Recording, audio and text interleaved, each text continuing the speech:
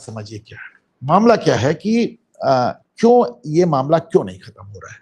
मामला इसलिए नहीं खत्म हो रहा है कि भाई किसी जमाने में यहाँ पे इस इलाके में, यहाँ फिलिस्तीन कहते हैं, इसराइल कहते हैं, लेबनान कहते हैं, जो हिस्सा है, किसी जमाने में यहाँ पे यहूदी रहा करते थे। फिर यहूदियों को मार के रोमन एम्पायर ने भगा दिया, फिर ईसाइयों ने भी मारा, फिर मुसलमानों ने भी मारा, फिर वो दुनिया के कोने कोने में चले गए, और उसके बाद फाइनली हिटलर ने उनका नरसंहार कर डाला, जिसको होलोकास्ट कहते हैं। तो शिंडलर्स लिस्ट एक फिल्म है जिसको सबको देखना चाहिए। तो जो होलोकास्ट में उन सबको इतना परेशान किया कि फाइनली जो पिछले फर्स्ट वर्ल्ड वॉर से ब्रिटिशर्स ने कहा था कि साहब अगर हम जीत गए तो इजरायलियों को उनका, यहूदियों को उनका मुल्क दे देंगे, फिर वो पलट गए। फिर सेकेंड वर्ल्ड वॉर के बाद वहां पे उन्होंने एक ये फिलिस्तीन के एक उनको मुल्क दिया गया। और ये पूरा इलाके का मैप देख लें कि पैलेस्टाइन कहते किसको है। This is Palestine. अब ये क्या है, जो वेस्ट बैंक आपको नजर आ रहा है पश्चिम की तरफ इनके, और ये जो गाजा पट्टी, ये पैलेस्टाइन है। ऊपर क्या है, लेबनान है। लेबनान एक अलग देश है। वेस्ट बैंक और गाजा पट्टी मिला के अब आप मान लीजिए फिलिस्तीन है। बीच में ये इजराइल है, नीचे इजिप्ट है, दाहिने हाथ पे जॉर्डन है, इधर सीरिया है, बीच में गोलन हाइट्स है, जिसपे ये गोलन हाइट्स एक प्लेट्यू है, एक पठार है जिसपे इजराइल अपना कब्जा बढ़ाता चला जा रहा है। तो बढ़ा भी इसलिए रहा है क्योंकि उसे मालूम है कि जब तक हमारे पास हम डिफेंसिव होंगे तो हमको खत्म कर देंगे, तो वो लगातार अटैकिंग मोड में रहता है। अब इस नक्शे को लगा रहने दीजिए, इसको इस तरह समझिए कि फिलिस्तीन में जो बवाल हुआ, ये फिलिस्तीनियों ने कहा कि नहीं साहब ये पूरा फिलिस्तीन हमारा है। तो वो इजराइल से लड़ते हैं, जब इनकी पिटाई होती है तो भाग के कहाँ जाते हैं, ये भाग के ऊपर जाते हैं लेबनान में, दाहिने जाते हैं सीरिया में, और यहाँ जाते हैं जॉर्डन में। ये तीन मुल्कों में बेसिकली भागे, इजिप्ट में भी थोड़ा बहुत भागे। अब हुआ क्या कि जॉर्डन ने तो इनको भगा दिया। जॉर्डन ने इसलिए भगा दिया, से हटा, जॉर्डन ने इनको इसलिए भगा दिया क्योंकि जॉर्डन में शिया पॉपुलेशन बहुत कम है और उनको ईरान का सपोर्ट भी नहीं मिला। हालांकि ये जो पीएलओ है और हिजबुल्लाह है, ये सब अलग अलग आतंकी संगठन है, लेकिन जो हिजबुल्लाह है जब ये लेबनान में गया तो लेबनान में ये बाकायदा इसने अपना राजनीतिक दल बना लिया और वहां पे संसद में आ गया। काम तो इसने ही किया था, जॉर्डन में भी किया था, लेकिन जॉर्डन का जो शाह थे उनकी जान पे हमला कर दिया था, प्लेन किडनैप कर लिया था। तो जॉर्डन के शाह ने 1970 में, जिसको ब्लैक सितंबर कहा जाता है, पाकिस्तानी फौज मिला के और जिया उल हक जो उस समय ब्रिगेडियर थे उनसे टैंक चढ़वा दिए, तो 25,000 फिलिस्तीनियों को एक रात में मार डाला था। तो आज तक इसराइल ने किया, पर चूंकि जॉर्डन ने किया था, और जॉर्डन के जो किंग हैं वो माना जाता है मोहम्मद साहब के वंशज हैं, उनसे कौन पूछे कि तुमने इतने मुसलमानों को क्यों मार डाला। तो इसी में ब्लैक सितंबर आपने देखा होगा कि जब वो 1972 में जब म्यूनिख में ओलंपिक हुआ, तब तक ये इतना बौराए हुए थे, भाग तो गए सारे फिलिस्तीनी, भाग गए, कहाँ भाग गए, लेबनान भाग गए।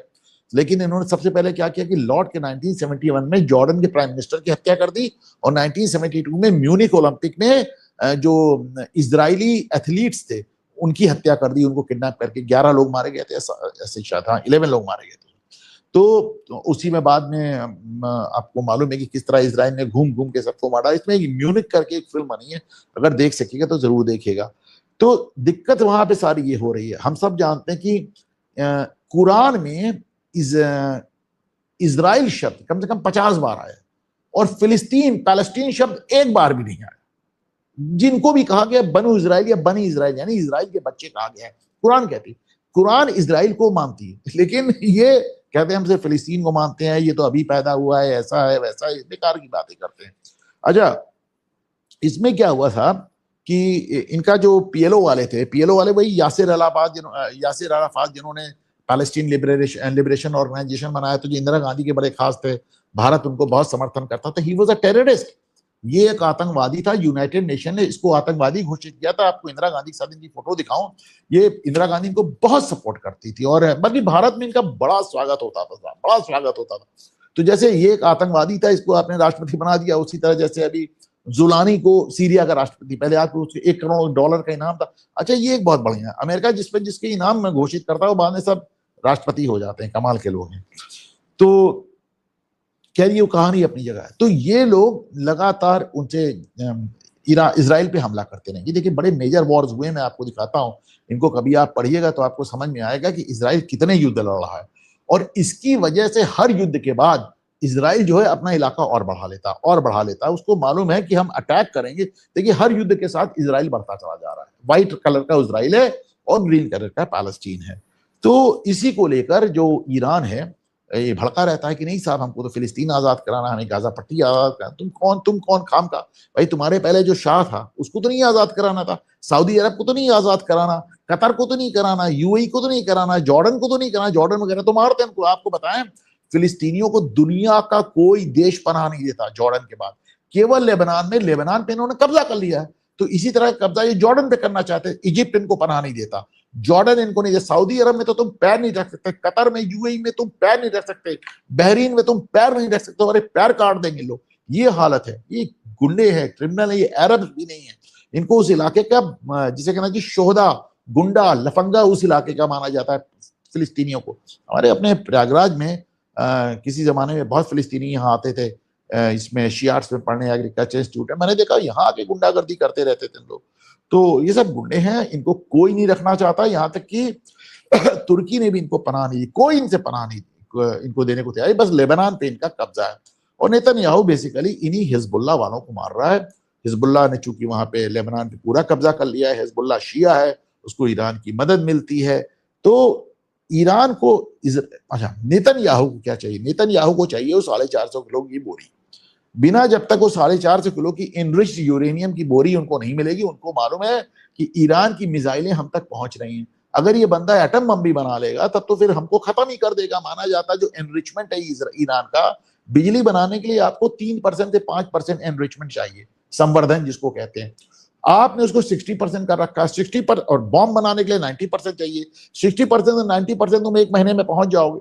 तो ईरान वो यूरेनियम की बोरी जो कि पहाड़ में दफन है उसको छोड़ के जाने के लिए, इजराइल उसको छोड़ के जाने के लिए तैयार नहीं है। और वो इस मामले में वो अमेरिका की भी सुनने को तैयार नहीं, जैसा कि उसने आज ही दिखा दिया।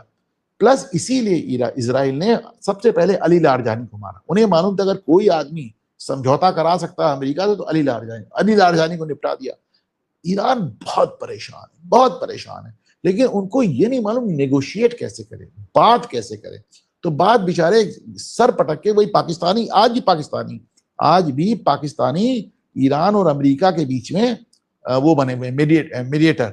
और आप जानते हैं जब पाकिस्तान मीडिएशन करेगा तो आज तो खुद पाकिस्तान ने अपने यहाँ कितने नागरिकों को मार डाला, वो खबर मैं लेना मिस कर गया।